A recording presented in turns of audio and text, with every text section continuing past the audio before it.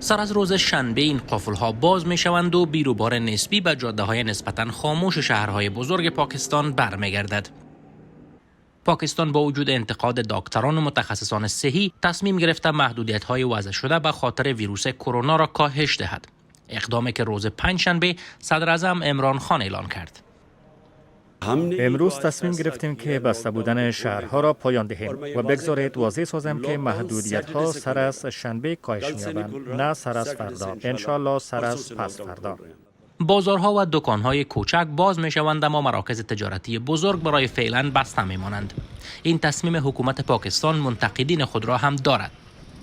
متخصصان صحی و دکتران گفتند این کار در کشور با حدود 200 میلیون نفوس خطرناک است و ممکن شمار مبتلایان را به حد برساند که پرسنل صحی و شفاخانه‌ها از رسیدگی به بیماران عاجز بمانند.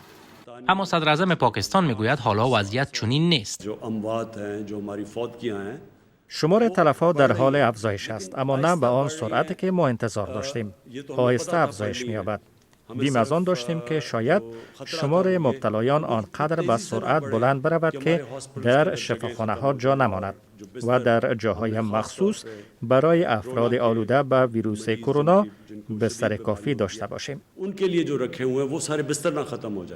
روز پنجشنبه مقامات پاکستانی گفتند که تنها در 24 ساعت گذشته بیش از 1500 مورد مثبت به ویروس کرونا را ثبت کردند. پاکستان تا به حال بیش از 24000 مورد مثبت کووید 19 را ثبت کرده. شمار تلفات این بیماری در این کشور تا حال به حدود 570 نفر رسیده است. اما متخصصان صحی پیش بینی می‌کنند که با کاهش محدودیت‌ها و باز شدن قسمی بازارها این ارقام به سرعت بیشتر از گذشته بالا برود.